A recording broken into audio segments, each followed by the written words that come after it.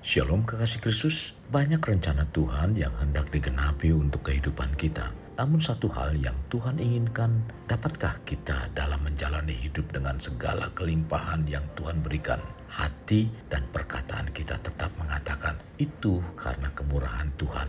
Pendengar yang dikasihi Tuhan, melalui renungan melekat dalam Tuhan pada hari ini, saya ingin kita semua belajar untuk tetap rendah hati. Mari kita berdoa. Bapa yang baik, pada hari ini kami naikkan syukur kepadamu kalau hari ini kami dapat kembali mendengarkan renungan firman-Mu. Tuhan, hamba berdoa, biarlah kiranya firman yang disampaikan ini merupakan isi hati-Mu. Dan Tuhan terus mengarahkan kehidupan kami semua. Demikian juga kepada hamba-Mu yang menyampaikan kebenaran firman Tuhan. Tuhan pakai dengan hikmat marifat daripada Tuhan untuk dapat memberikan firman Tuhan ini. Sehingga firman Tuhan dapat membawa kehidupan para umat-Mu untuk teguh berdiri di dalam Engkau. Bahkan memiliki kehidupan iman percaya seperti apa yang Engkau kehendaki dengan sikap dan buah-buah hidup yang menyukakan Engkau. Inilah doa dan permohonan kami. Di dalam nama Tuhan Yesus kami berdoa. Amin. Melekat dalam Tuhan bertema prinsip penting otoritas rendah hati. Firman Tuhan terdapat dalam Amsal 15 ayat 33. Demikian firman-Nya. Takut akan Tuhan adalah didikan yang mendatangkan hikmat, dan kerendahan hati mendahului kehormatan. Para pendengar yang dikasihi Tuhan, Alkitab menggambarkan kerendahan hati sebagai kelemah lembutan dan tidak menghiraukan diri. Istilah Yunani yang diterjemahkan sebagai kerendahan hati dalam Kolose 3 ayat 12 dan di bagian lainnya bermakna pikiran yang rendah diri, sehingga kita menyimpulkan bahwa kerendahan hati itu merupakan sikap hati, bukan saja perilaku lahiriah. Seseorang dapat memeragakan kerendahan hati, tetapi hatinya masih penuh kesombongan dan kecongkakan. Yesus berkata bahwa mereka yang miskin di hadapan Allah akan beroleh kerajaan surga. Tercatat dalam Matius 5 ayat 3. Miskin di hadapan Allah, atau dalam kata lain miskin secara rohani, berarti hanya mereka yang mengakui keterpurukan rohani mereka dapat memperoleh kehidupan kekal. Oleh karena itu, kerendahan hati adalah salah satu syarat pokok menjadi orang Kristen. Rasul Paulus memberikan contoh dari sosok pribadi yang sangat tepat, yaitu Tuhan Yesus dalam hal otoritas pribadi maupun kerendahan hatinya sebagai prinsip penting yang berhubungan dengan sikap tunduk pada otoritas.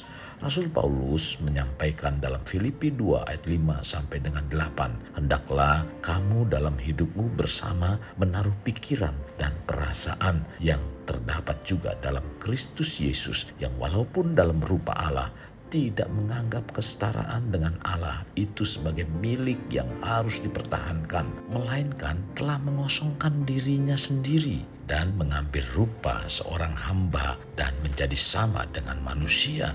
Dan dalam keadaan sebagaimana manusia, ia telah merendahkan dirinya dan taat sampai mati, sehingga sampai mati di kayu salib. Kekasih Kristus, Rasul Paulus menyampaikan kalimat ia telah merendahkan dirinya. Itu adalah sebuah bagian kalimat kunci yang memberikan pengertian bahwa Yesus memiliki semua otoritas sebagai Allah. Tetapi Yesus tidak bertindak sombong sekalipun ia memiliki hak untuk sombong yang memang ia memiliki. Tetapi Yesus merendahkan dirinya. Itulah otoritas sejati. Otoritas sejati tidak membuat orang-orang merendahkan diri, tetapi menunggu orang-orang merendahkan diri mereka sendiri. Yesus melakukan persis seperti apa yang diharapkan untuk dia lakukan. Ia telah merendahkan dirinya sendiri. Sebagaimana tertulis dalam Yakobus 4 ayat 10 yang mengatakan, rendahkanlah dirimu di hadapan Tuhan dan ia akan meninggikan kamu. Para pendengar yang terkasih, pernyataan Rasul Paulus yang tertulis dalam Filipi 2 tidak berhenti pada ayat 8, tetapi ia melanjutkan dampak atau efek dari orang yang rendah hati. Tertulis dalam Filipi 2 ayat 9 sampai 11 berkata, itulah sebabnya Allah sangat meninggikan dia dan mengaruniakan kepadanya nama di atas segala nama, supaya dalam nama Yesus bertekuk lutut segala yang ada di langit dan yang ada di atas bumi dan yang ada di bawah bumi, dan segala lidah mengaku Yesus Kristus adalah Tuhan bagi kemuliaan Allah Bapa. Pendengar yang terkasih, Yesus merendahkan dirinya karena itu Allah melakukan sesuatu. Ia tidak hanya meninggikan dia, tetapi ia ditinggikan ke tempat yang tertinggi. Alkitab mengatakan bahwa promosi dalam hidup tidak datang dari manusia. Itu berarti bahwa kenaikan, kemajuan, dan perkembangan dalam hidup kita tidak datang dari usaha manusia, tetapi dari Allah. Kekasih Kristus, datangnya peninggian terhadap diri kita itu dari Tuhan, sebagaimana tertulis dalam Mazmur 75 ayat 7-8. Sebab bukan dari timur atau dari barat dan bukan dari padang gurun datangnya peninggian itu, tetapi Allah adalah hakim, direndahkannya yang satu dan ditinggikannya yang lain. Maka hal yang perlu dipahami dan dihidupi, Tuhan Yesus sangat mengetahui prinsip penting dari otoritas, yaitu rendah hati. Para pendengar yang dikasihi Tuhan, marilah belajar meskipun kita tahu siapa kita dan apa otoritas kita.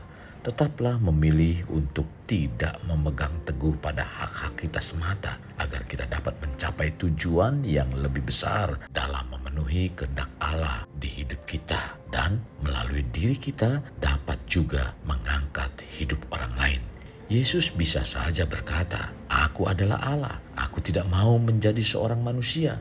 Namun kepercayaan diri dan kekuasaannya dalam pengetahuan tentang jati dirinya telah memampukan dia untuk mengosongkan dirinya sendiri dan mengambil rupa seorang hamba dan menjadi sama dengan manusia. Tercatat dalam Filipi 2 ayat 7. Sebagai manusia dan juru selamat dunia, ia mengalami pelecehan verbal, rasa sakit emosional akibat pengkhianatan, semua godaan manusia dan penderitaan fisik yang menyiksa, terutama melalui kematiannya di kayu salib. Pilihannya untuk merendahkan dirinya itu bukanlah pilihan yang mudah, tetapi Yesus sedikit pun tidak ragu tentang hal itu. Pendengar yang terkasih, bila kita tahu bahwa kita sangat berharga bagi Allah dan tahu akan prinsip otoritas, maka hidupnya akan memiliki sikap rendah hati. Dan apapun pendapat dan perlakuan orang lain kepada kita tidak akan mempengaruhi kita, walaupun mereka melukai hati kita sangat dalam. Kasih Kristus, mari kita bawa hidup kita menjadi pribadi yang dapat memerdekakan orang dari belenggu kehidupan, layaknya terang yang menerangi kegelapan. Karena itulah yang Tuhan inginkan pada kita sebagai warga kerajaan Allah. Mari kita berdoa.